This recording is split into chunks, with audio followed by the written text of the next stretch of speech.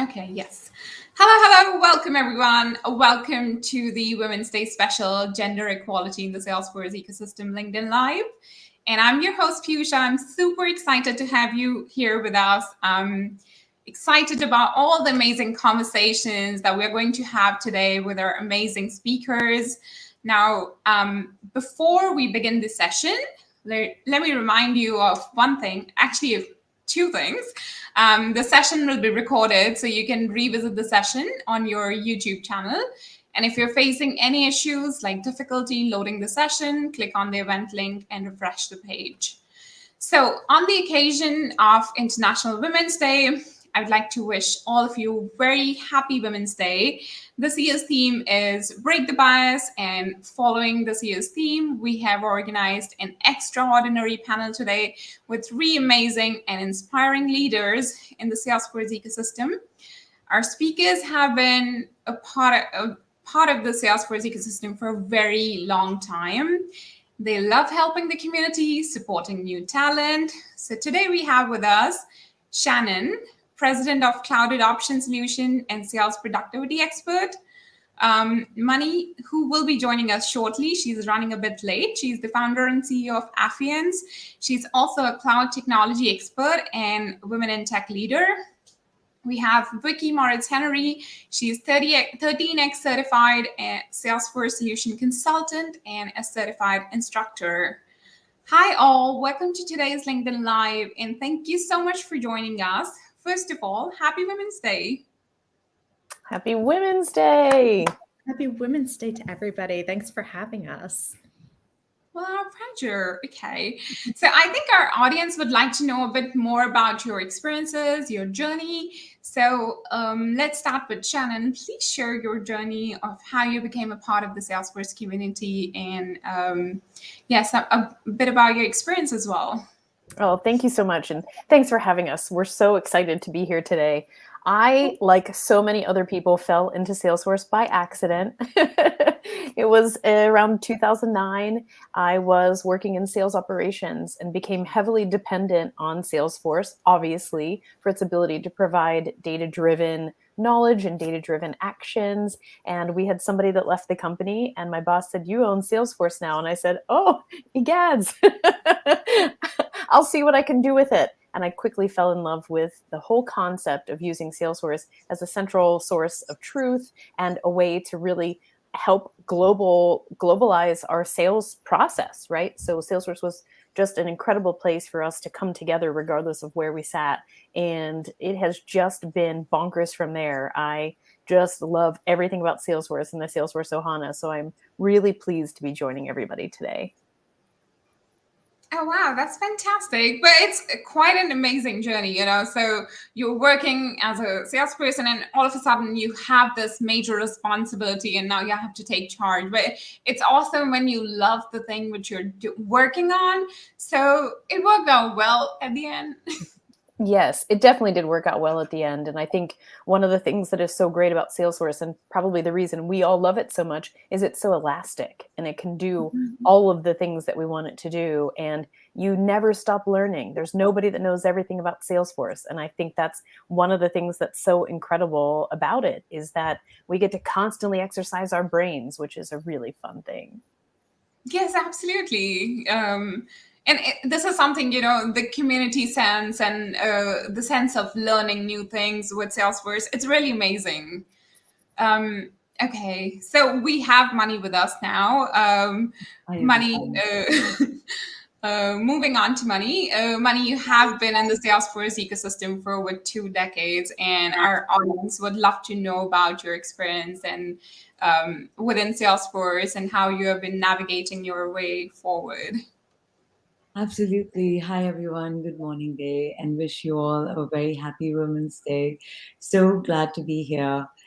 And regarding my journey, it's been, just like everyone else, it's got its own pace. And over the years, a lot of obstacles that came about.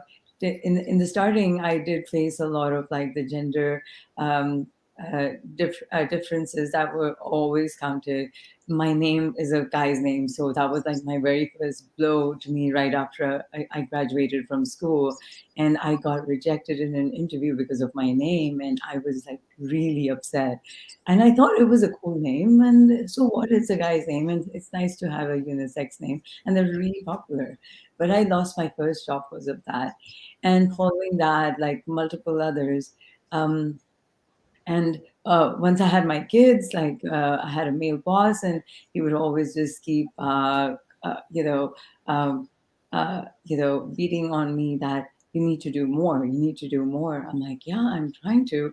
The next thing I know is like I took a short break, came back, and he wasn't there. But apparently, a lot of other people were impacted by it. I wasn't one of the ones who actually complained. I should have today. I realized that, but but I just thought you just have to have a goal and you have to just keep going, and you just make it to your goal at some point.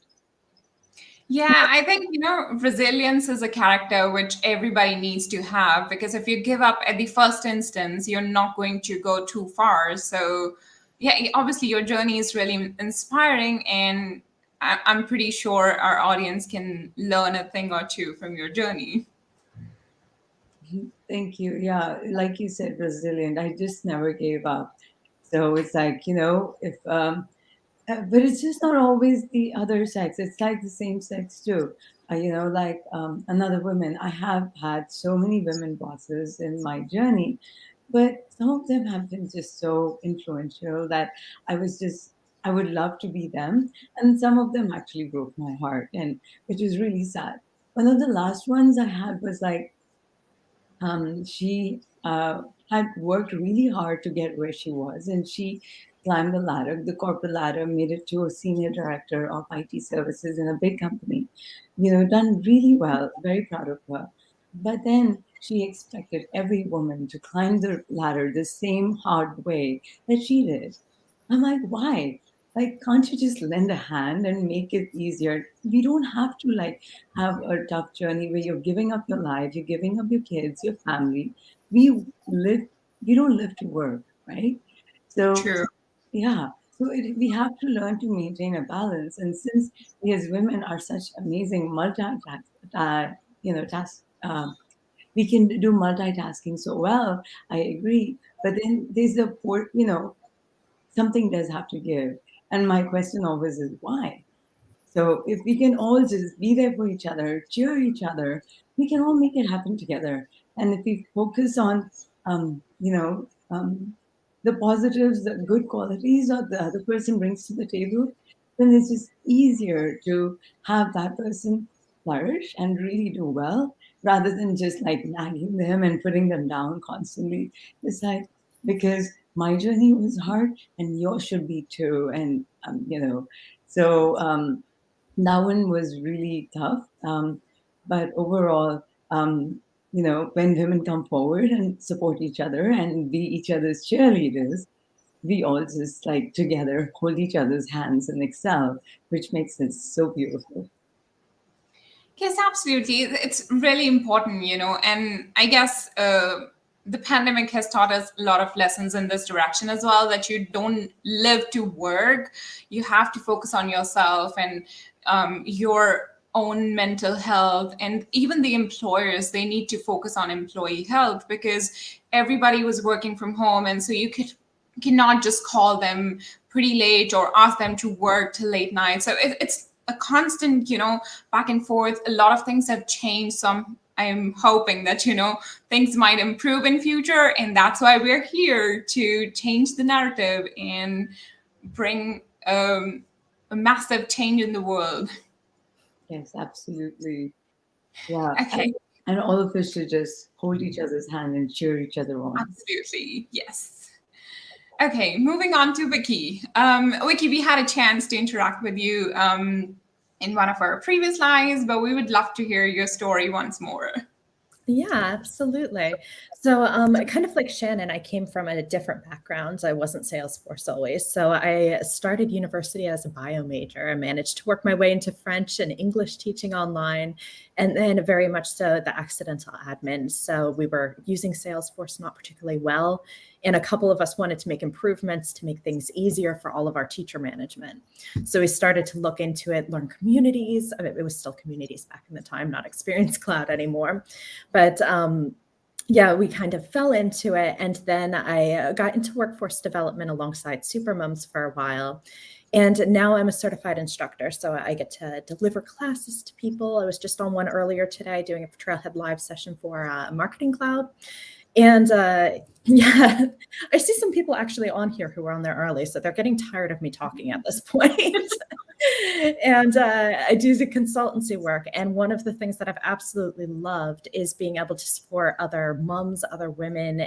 And I work across 3 different teams right now. So Manny, what you said about women supporting each other and just lifting each other up, that's been something that's been so amazing on all 3 of these different teams, is having those women who are there, just there to support you. It's just about being able to, like you said, make life easier for each other, because there's no need to struggle by yourself in a corner. It's about being able to lift each other up. And I have 3 kids that I'm juggling at home, and my husband, he's on paternity leave, so he does a whole lot at the house, but it's still a balancing act of everything. And you don't want to skimp, you don't want to not be there for them.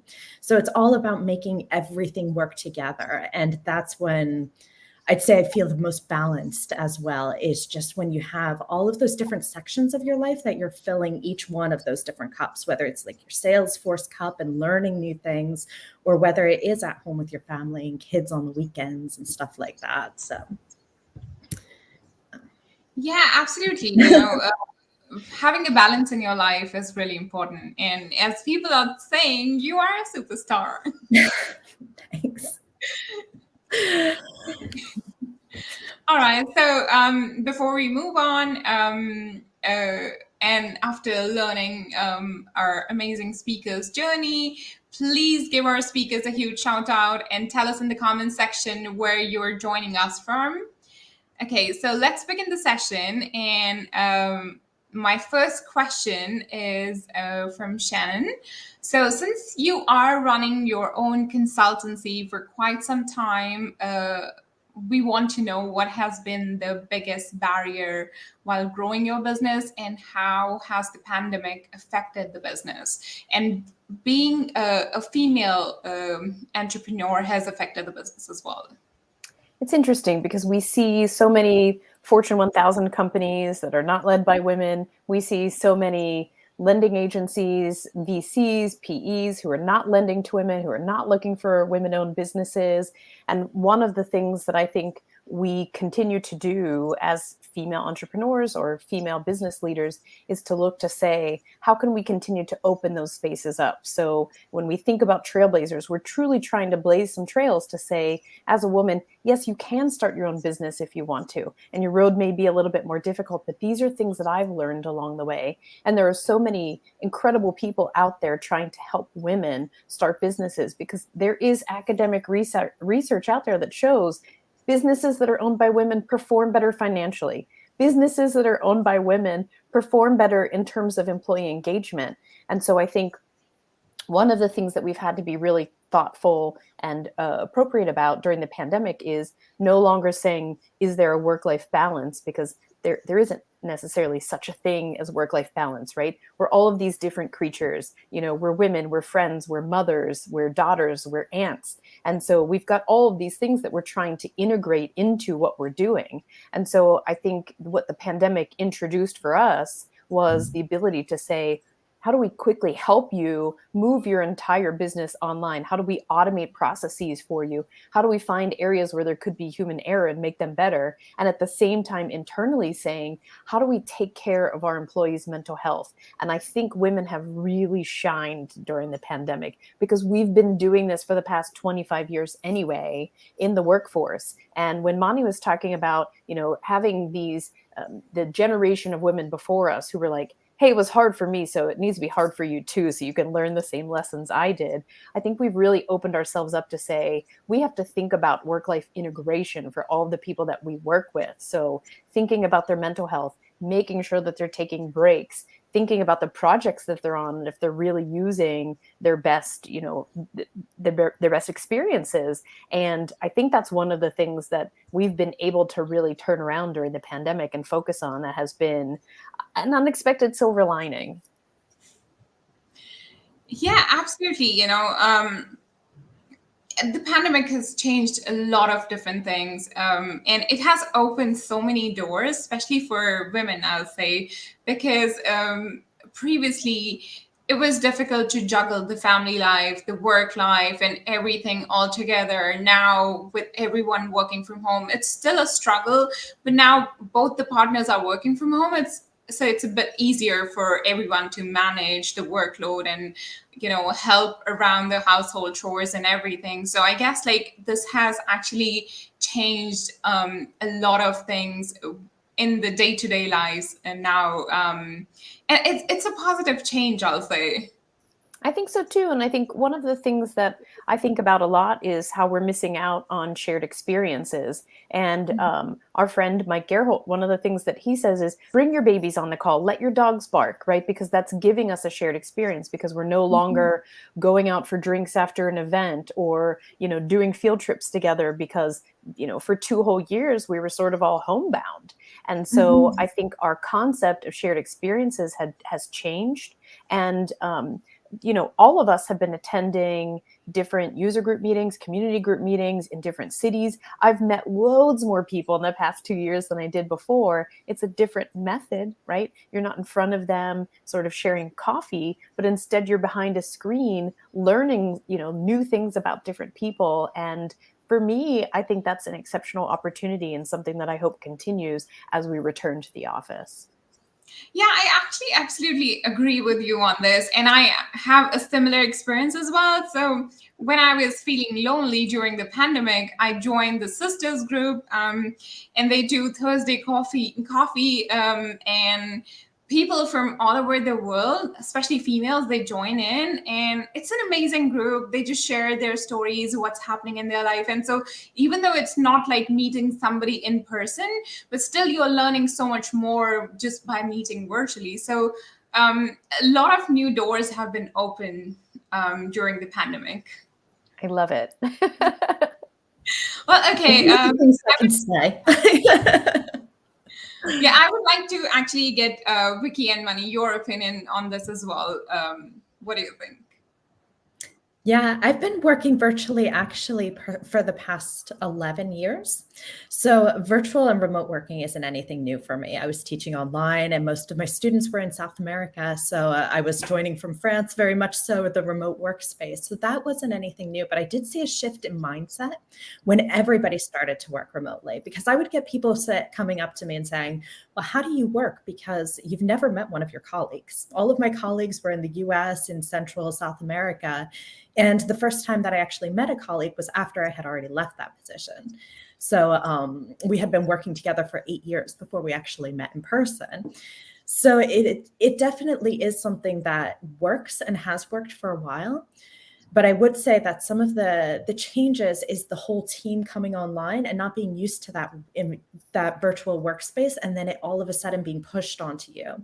And that's where I think that a lot of people struggled with that, is that mentality. And now we're able to shift, and we're all really resilient and have been able to find the good part of it. So like you said, the coffee afternoons, I go to nonprofit coffee groups and Ohana Coffee on a Friday, and I absolutely love it, because in my little village in France, I don't know that anybody in my village of 1,500 people knows what Salesforce is. So having that connection that you can talk to somebody about some common interest, it's really powerful. And just being able to have people that you're meeting that are mentors to you in other countries that you can mentor as well and help, and you're getting that support system, and it's being multiplied.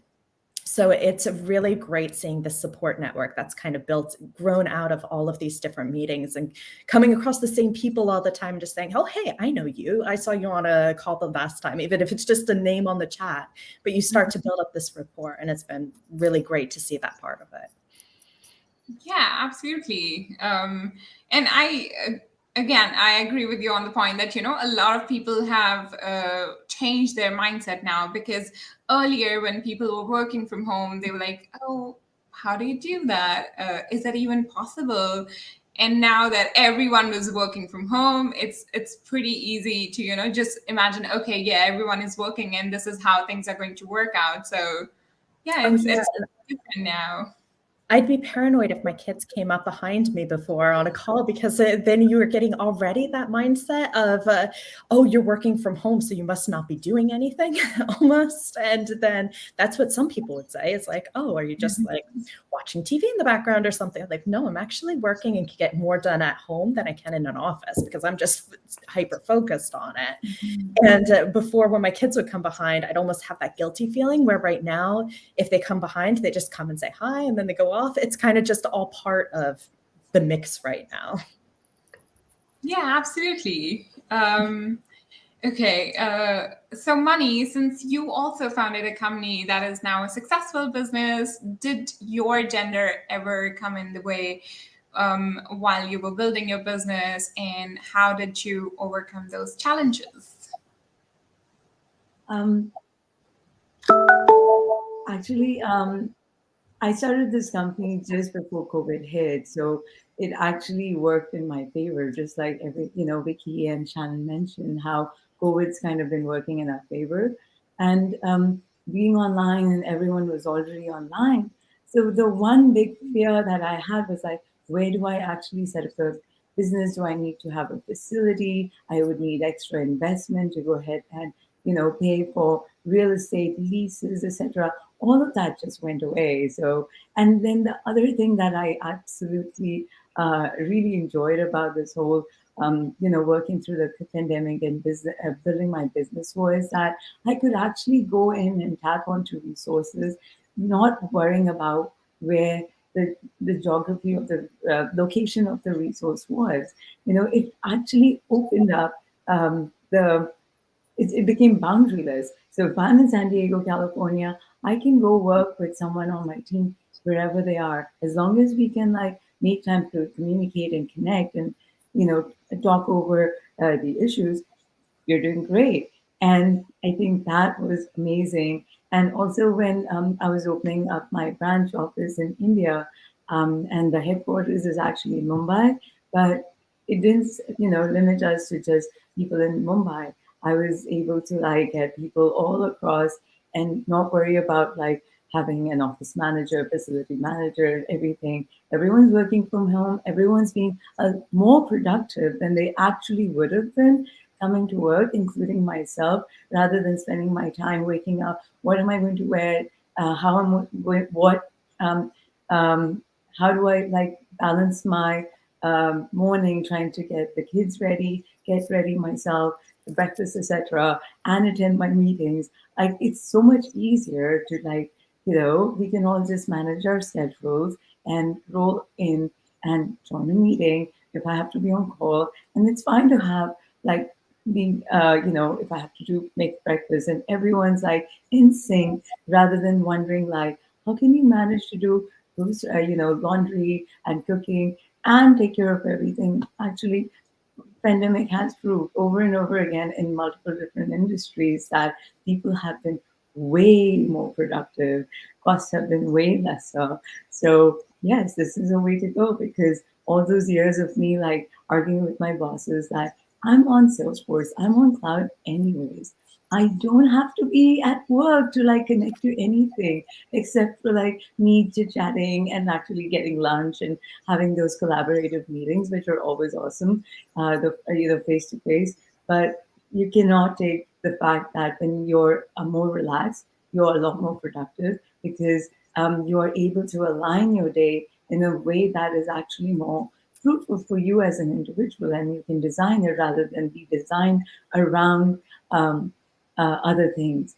And I've been noticing a lot of companies also like avoiding back-to-back meetings. They would have like, say, for example, 8 a.m. to 8:25, and then 8:30 to 8:55. So they're trying to give everyone like some breathing room so that they can go take a break, go walk around, rather than just be glued to their seats, taking meetings after meetings. So I think, the entire pandemic journey has actually been really good for me. And the whole difference between being a woman and not actually has come up way lesser. I haven't actually experienced this as much as I was while I was working before. So it's actually been really great. Yeah, absolutely. And it's been an awesome time working from home. And now, like most of us, we feel like, oh my God, like it's high time. We cannot just go back to office and work from office. It's going to be very difficult if we have to move back to office anytime soon. And as somebody, Mary Mendoza in the comments mentioned, no more makeup to worry about. You can wear whatever you want. And it's so easy working from home. Absolutely. Yeah. You set your schedule rather than be worried about, I'm at work from 8 to 9, 8 to 4 in the all day. And what's worrying about, what the family is going to do, how I'm going to be productive and be sidetracked. It's just, everything just comes and integrates with each other and it works out better. Absolutely, yes. And you save a lot of time traveling back and forth as well. That's like a big chunk of your time when you're going to the office. So it's a win-win. Absolutely. Okay.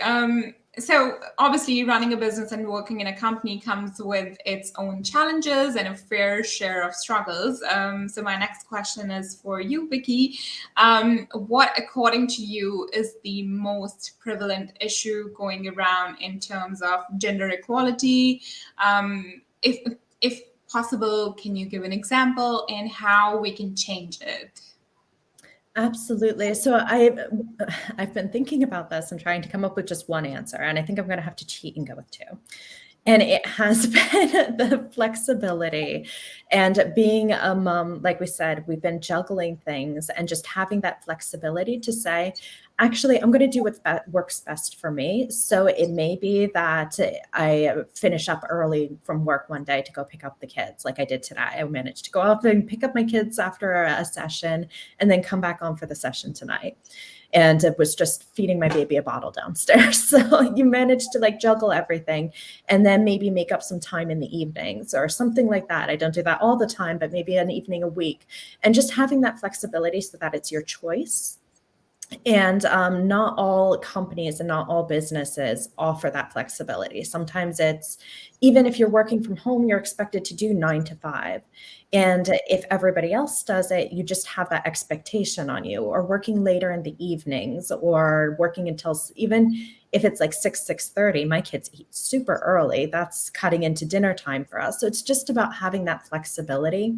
And even the kids get sick, then being able to go to the doctor's office or pick them up from school, and knowing that as long as your work is getting done, that's the important part. It's not if you're sitting in front of your computer, it's actually what's getting done. And we're able to juggle everything and have all of our tasks be done on time and everything like that. And the other half of it is, I would say, gender differences in pay between genders as well.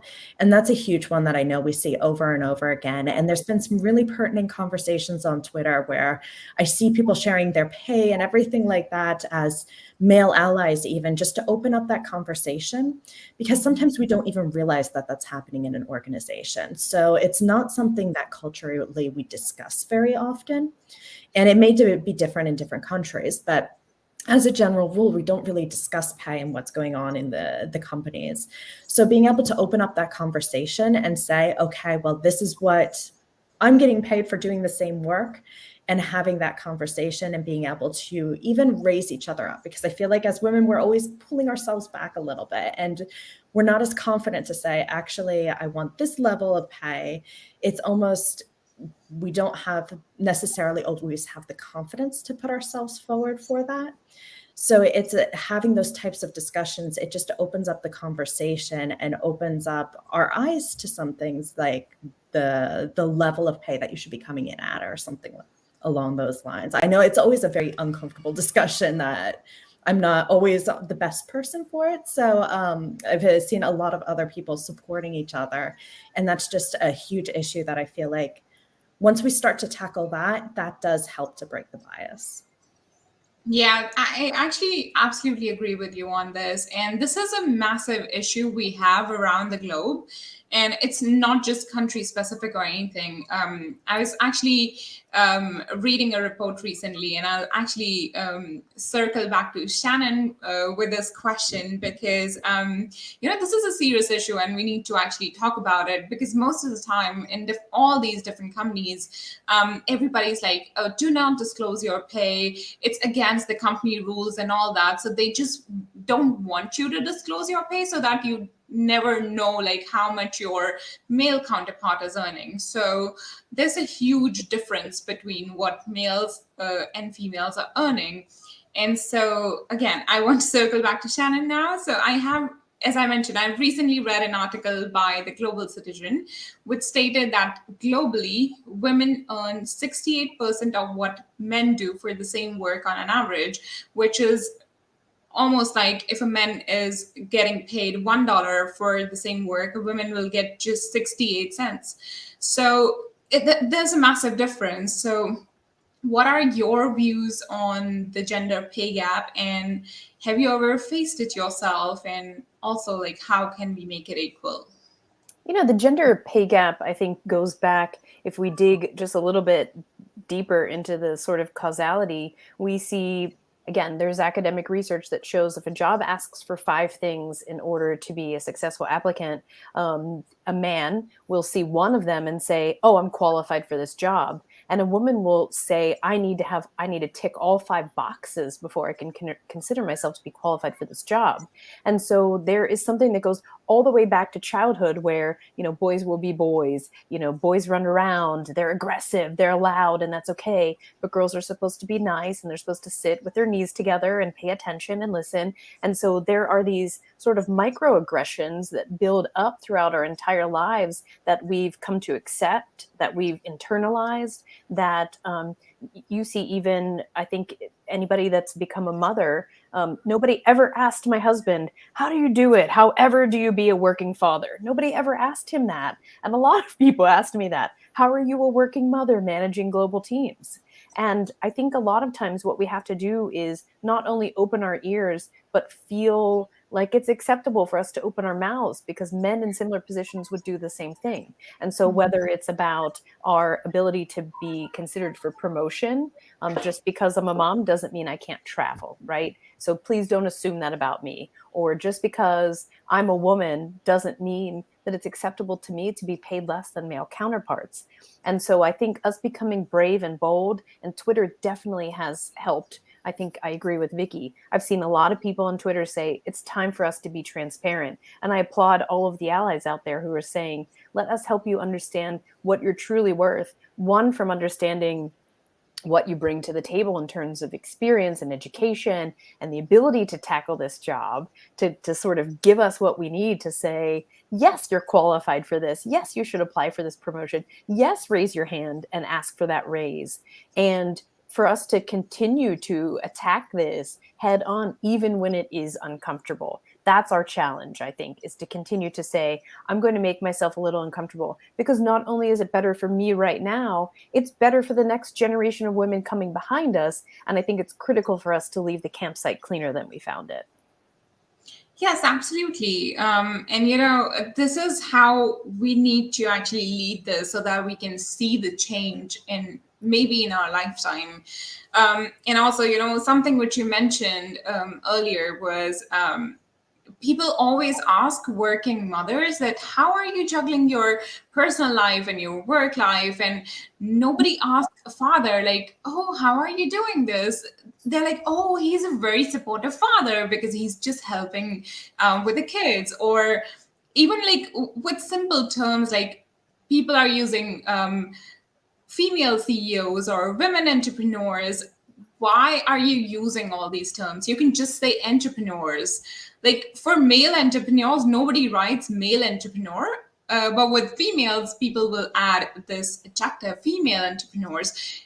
We need to actually change this from the root of this issue. Otherwise, this will go on for longer than necessary. Obviously, a lot has changed in the last decade. not specifically decade, I'll say in the last century, because earlier women were not even allowed to vote. And now we have all these rights. We can do whatever we want. Earlier, women's were properties of their father or their husband.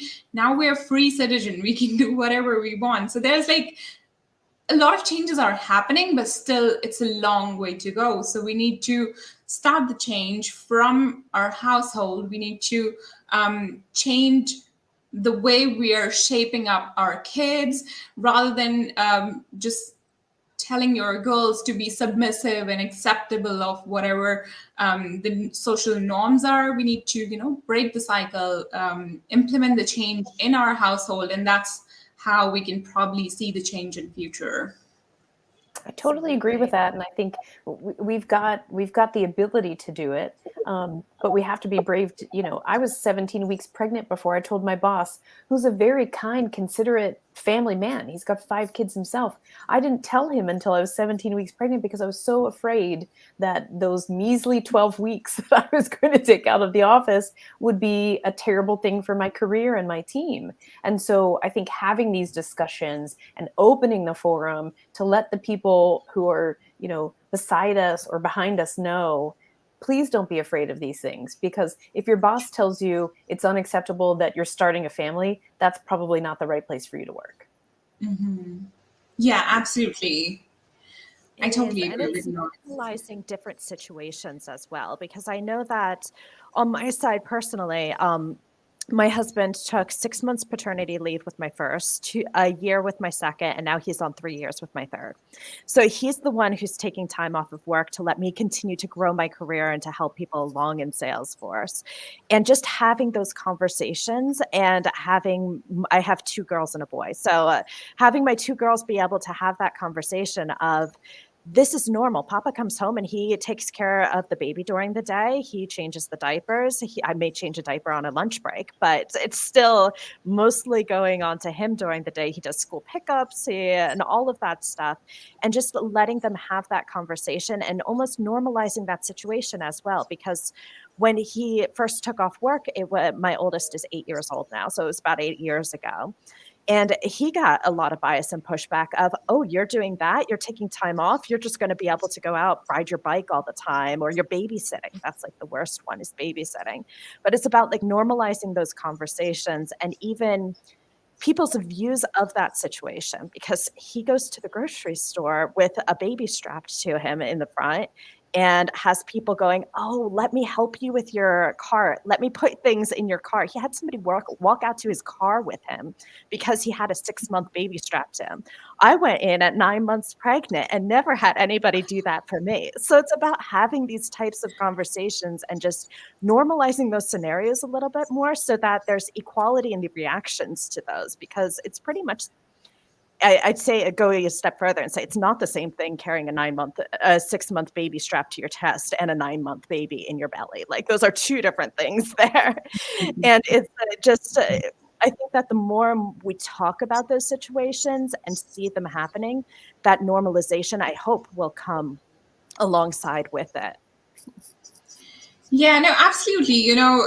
When you actually mention how your girls are watching that, their father is home taking care of all these different things, for them, it's normal. And so I actually had a similar example. So in my home, like, my father never helped my mother, did any household chore or anything. But when I got married, I saw a drastic change in the family dynamics, because my father-in-law was always there to support my mother-in-law. Like, he will help her with every little thing, and I can actually see the difference. So my husband is almost the same. So he will do everything around the house. Like, he will never feel that, oh my God, I'm a male, I should not do this. This is like my wife's duty or anything like that. So there's a massive difference. Like, what you learn in your home is what you implement in your own life, mostly.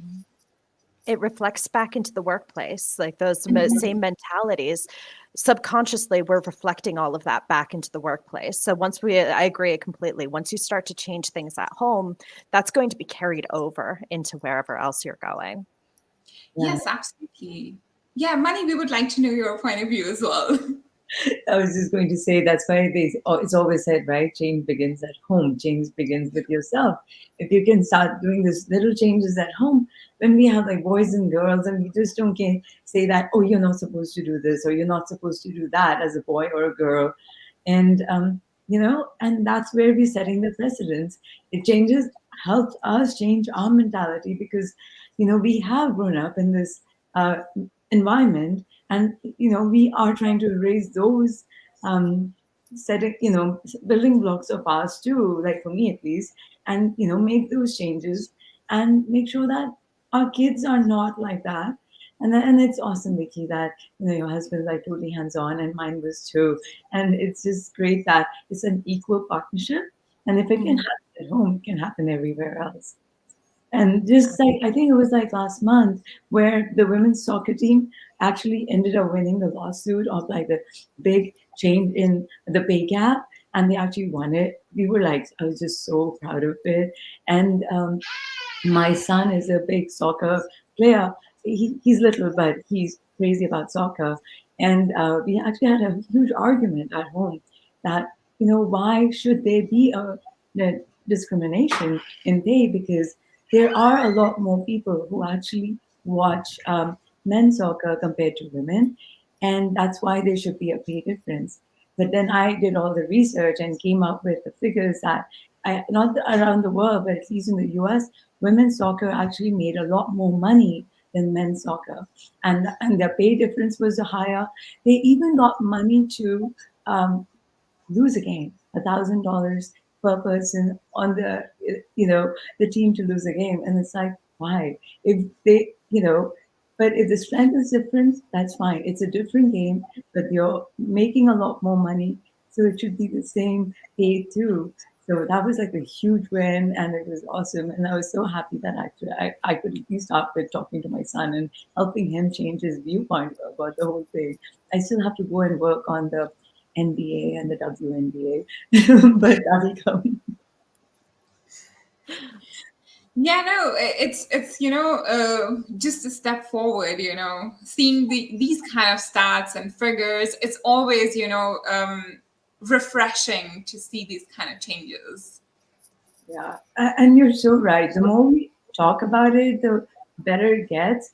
And the other thing is that the one thing, I think it was Shannon who mentioned, that we don't ask for it. We need all of our qualifications to be checked, and and we just hold ourselves back. And a man would never do that. So as our community, we just should start like helping our women become more confident so that they can start asking, because that's where the first step is. If you want to ask, no one's going to give it to you. Yeah, absolutely. Yes. But the surprising thing is that, women have to constantly prove their worth and have to fight for what they want, as opposed to, males. Even in this 21st century, we still have to, prove ourselves for no reason, so that's a big difference. That is Usha. But I'm just hoping that, with us pushing and helping make these changes, maybe our next generation doesn't have to, and they do get the equality that they deserve. Yeah, hopefully. Okay, so as we're dedicating this whole month to initiate a conversation about women empowerment, gender disparity, but unless our conversation actually turn up into actions that have a tangible impact, all the conversations we're doing would be in vain. So I want to ask with you, Mani, what can employers do to foster the culture of equality in the organization? Just look at the candidate and the employee as a person rather than male and female. Look at their qualities that work for you, and try to ignore the qualities, not look at gender, and look at what they bring to the table. And I think that's really important for me, and that's something that I've been working towards fostering in the business that I've been building too. So that I think is really key. Yeah, and just definitely the gender pay gap shouldn't be there. So every, at least in the corporate world, there's really no difference and to what each of the genders bring. So why are we even like having that as a checkbox? Like, I want to remove the, for example, when you fill out an employment form, that are you male, female, or do not like to disclose, I would love to even remove that question from there. Why do you need to know who we are, rather than looking at our credentials, our qualifications as to who, when we come. And in order to just provide it for like the census, these are the number of male and female that we have employed in our company. For that, we can have that information provided when the person actually joins in, rather than providing all that information ahead of time, even for like, filling out forms for interviews. That needs to just go away. Yes, absolutely. All these minor changes, they, actually add up. So initially, people used to add their pictures into the CV, and that was a point of discrimination as well. Now, most of the companies prohibit people from using their images on the CV. Hopefully, as we move forward, we probably will leave this male female tick box in the past as well. Let's see, but I can actually vouch for the Apphienz culture. When Money was hiring me, there was no point of making it a point of gender. Like, I had skills and she liked me, and so here I am. So actually, like, when you're making these smaller changes within your organization or within your life, this will actually help us make that bigger change. Okay, so yeah, sorry. No, I wasn't saying anything. And yeah, absolutely, Piyusha. You were perfectly qualified for the job, and you've been great to work with. So thank you for being a part of the team. Well, my pleasure.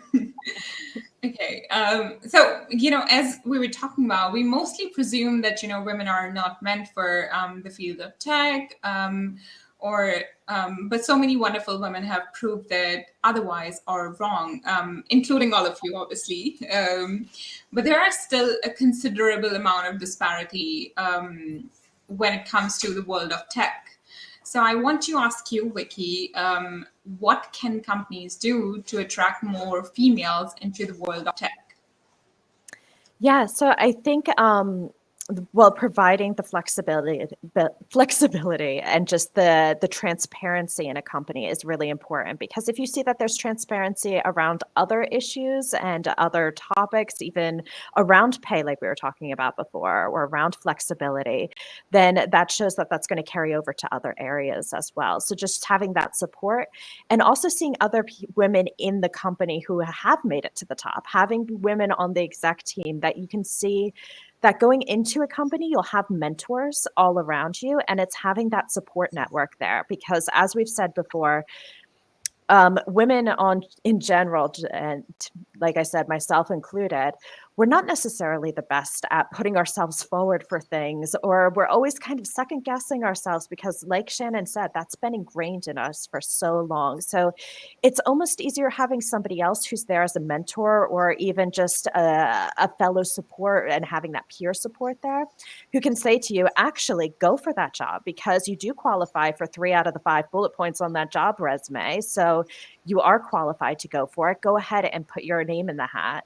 Whereas if you're sitting there by yourself in your own corner, you might not have the courage to necessarily go ahead and do that. So having companies have women at every level in the company, that just provides that support system and builds in that mentorship as well. Yeah, I actually agree with you on both the points. Flexibility and mentoring other females in the company is a massive point, because when you're a young fresher, you don't know like how you can move ahead in your career, or work towards achieving your goal. But if it's coming from somebody within the organization who has already achieved it, it actually makes a huge difference. So yeah, I totally agree with you on both the points. I would love to get your point of view, Shannon and Mani, on this as well. I think one of the things that I would implore hiring managers and companies to do is to go even a step back and say, what do our job descriptions look like? And are we using aggressive or traditionally masculine terminology like hunter, rock star, the types of things where you subconsciously start to disassociate from when you read these job descriptions if you, are used to traditionally female adjectives, right? And so I think companies need to look at things like that. I also think companies need to be aggressive about finding out where women and other marginalized people of color, where are they looking for jobs, right? Where are they hanging out? Because right now there's a dearth of talent, right? There's a real challenge globally where there are more jobs than there are people who are qualified to fill them. So to say, you know what, I'm going to go into this particular group. And I think Supermoms has opened the door for a lot of things like this to say, hey, there are a lot of people who are mothers who probably can work 30 to 35 hours a week, who want to get their kids off to school, pick their kids back up from school, who have loads of talent that they can bring if employers can start to think in non-traditional sense. And so I think it's time for employers and hiring managers also to put a little impetus on themselves to say, yes, we can break the mold. Just because we've always done it this way doesn't mean we have to continue to do it this way. So is there a way that we can grow talent? Is there a way that we can develop an apprentice system inside of our organization to help to locate those people and not just wait for them to come to us? And so I think there is loads of opportunity inside of employers to say, we can change this dynamic, but we have to change ourselves as well. Yes, absolutely. Changing the job description or making it more relevant to the female applicants, and even, looking for groups where you can find more female applicants could be a good start. Let's hope. Money.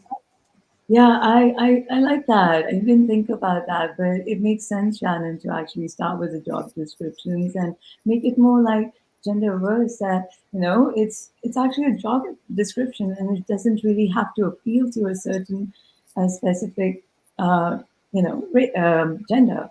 So I definitely like that. And then also like these job descriptions and all, they just are really daunting. Like they just have so much in them. But really, like what you really use in your job, why do you need like a whole breadth of experience that would actually be there, that would come with like 20, 25 years of experience, and you're looking for someone with like 2 to 5 years? Why are you requiring that much more? Why don't you like make it more focused rather than really making it more challenging? And at the same time, even at work, I'm just going to go back and, I love the mentorship idea.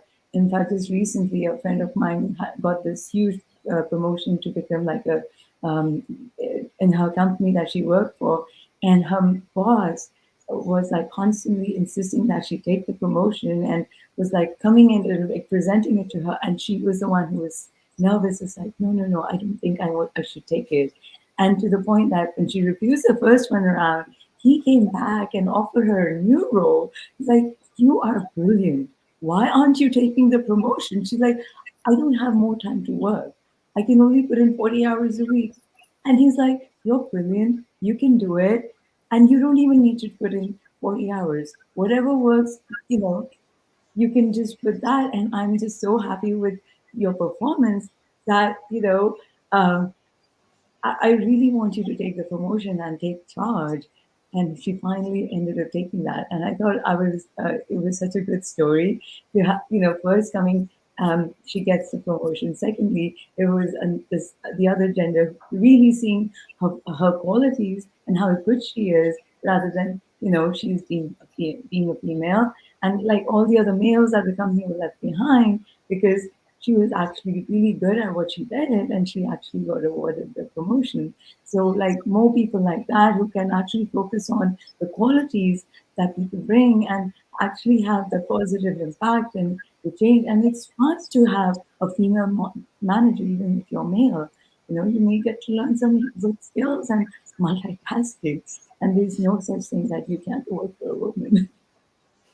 Yeah, absolutely. We need more people like him, actually. Yeah, we do. Okay, well, thank you so much all for sharing your wonderful insights. It was a truly fruitful and eye-opening conversation, I'll say. So before we take on the questions from our audience, a little something about us. So we are Apphienz, a registered Salesforce partner, and we work with some really noteworthy clients and organizations globally. And we're hiring for multiple different roles. So if you want to work with us, please send in your applications to our website portal, or you can drop us an email at careers@aphienz.com. If you have any questions, you can connect with me on LinkedIn as well. Okay, so now we will take some questions from our audience. And our first question is from Katie Homewood. She wants to know, how have you all balanced work and life without the commute giving you a break between work and family? And let's face it, additional accountability to women to run the house. What tips would you give to help balance that? I want to jump in. I have used the same concept I use at work, which is defining roles and responsibilities at home. So my husband knows he's responsible for the groceries. I'll do the meal planning, but he has to do the groceries. And my daughter knows she has to empty the dishwasher. And so we've sort of just identified a roles and responsibilities chart to say, here's who's doing what. So it's not all left stuck on one person. And I'll tell you the other thing, Katie, is I've scheduled in time for myself. So just like Vicki was saying, maybe there's one night a week that you work a little bit late. There's one night a week where I say, this is the time that I'm going to sit down and I'm going to read fiction, and nobody's going to bother me. Nobody's going to talk to me. This is my time. And so I think becoming a little didactic about the time that we set aside and using calendaring the same way that we do at work at home, it helps to schedule that time in. It's really helpful for me because everybody knows this is the time. We don't bother her while she's reading her fiction. Yeah, and that's actually really important, because otherwise the lines will just blur. Mm-hmm. Yeah, you have to switch off. I leave my phone all the time, and part of it's being scatterbrained. Like, I'll legitimately leave it in another room and lose it somewhere. But it's also that disconnect that you're not contactable 24 hours a day. You're off when you're off, and you're there when you're there. And it's hard sometimes having that, like, you have to almost switch mindsets and be on work when you're in one space and off work when you're in another. And I have the chance, I know it's a privilege to have an office space and a home space, but I have a space that is my office space. And even I put a little yoga mat over to the side. So my office space is also my relaxing me space. And I try every day or every other day to do a little yoga session. Yeah, but you've got the weights in there. It's about having that space for you. And even the scheduling part of it, you can schedule in a little cushion so that it's not you finish work and then you're downstairs with the family or the kids right away. So it's allowing yourself to take that time sometimes and say, okay, well, I almost feel guilty sometimes if I hear my kids screaming downstairs and I'm not going to them directly, but I am going to take that 5 minutes to just have a sit down and not do anything maybe, and have that disconnect in between work and home so that you're going into it with that flipped mindset. So it doesn't always work 100%. I would say that very easily. It's not always going to work. It's not always going to be easy, but just having little things like that built into your life, it helps. Yes, absolutely. I totally agree with that. Yeah, the me time for me is just like the number one thing on the list. And just like you said, Shannon, yeah, like every once a week for sure, I need to take a break. And my favorite thing to do is to like just go out with some friends and, whether it's a walk, go get some drink over the weekdays. I just feel like, on weekdays, we're just back to back and, at home, working through the day, juggling the kids, the family, the house, the food, and everything else. So for me, it's I just have to make sure that I've scheduled enough time for me, whether it's time to go to the gym every day, make some friend time when you actually go out and talk about like some brainless stuff which is not work related, where there's no like specific deadlines associated to it. It just totally helps me get unbound and relaxes. And that, I think everyone, if you are not happy, you can't make the people around you happy, because there's only so much you could give and you dry out. So I just have to put myself right up front, and everyone can be like second, third, and fourth. And that just has, I know it sounds like really selfish, but it works for me really well. And everyone and the family has figured it out. So if I'm hungry, and I'll go ahead and eat first, and then I'll go ahead and serve the food for everyone else, because I'd be happier rather than be grumpy and really be irritated because I'm starving and I'm losing my mind. So I'd rather just eat first, and be at a good space, and then actually have a good, fruitful conversation with the rest of my family, and actually make good of family time rather than just be like irritated and annoyed and everything else. Yeah, no, that's true. Sometimes you just have to take a break and relax, and then you can actually work with much more energy rather than burning yourself throughout the day. Absolutely. Okay, sorry, we are just over the 1 hour mark. If you're all okay, we can take one more question, or we can wrap up the session, whatever works for you. Let's do one more. Okay. Yeah, let's go for it. Real quick one. Okay, so our next question is from Jane Edison. She's working as a freelancer and want to eventually start Salesforce consultancy. So she wants to know what are the things she should keep in mind. This is another hour-long conversation, I think. But if I could give just one soundbite for Jane, it would be choose your niche. I think Salesforce is so big, and it's easy to say, I can do a lot of things, but specializing in something specific, whether it's one of the particular clouds or maybe it's a particular industry, that's really helpful to do, because then you can narrow your focus when you're trying to find clients. Yeah, that's really good advice. Sorry, just last question, and then we'll wrap up. We have like a lot of questions, but I'll just skip it through because we have covered a lot of different questions during our session.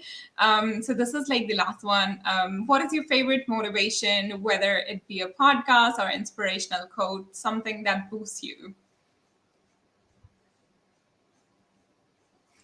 For me, I don't have a specific quote or podcast, but I like my 10-minute meditation when I wake up in the morning. Just go to YouTube. And I think the first section, I think over years that when I go to YouTube and how it ends up bucketizing it and provides categories. So apparently there is one for guided meditation, and they have like 5-minute, 10-minute, 15-minute. Just shut your eyes and disconnect, and everything after that just falls into place. So that's what works for me. That's a good idea. Anything works for you, Shannon? I really do love music, so I have particular songs that I'm like, this is my high energy song, and so I'll put music on. I put one on right before I got into this panel today, because I know the BPM is where I want my heart rate to be, and that's where I want my adrenaline to be, so I use music for that.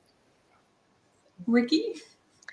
Yeah, I'm not particularly a podcast person myself, so I don't have one. I like try to listen into them every once in a while, but I don't have one in particular that I listen to all the time. I would say though that, like I mentioned before, I do yoga and have started to watch Yoga with Adriene. And I really enjoy her sessions. And I know that she has a very global following as well, but also because during them, she's talking about raising each other up and about connecting with other people all through YouTube and all through this asynchronous experience that we're having all together. But it's all about making those connections. So whenever I come off a session like that, not only am I feeling good because I exercised, but you also have that little boost of maybe I'm picking a session. She has different themes as well.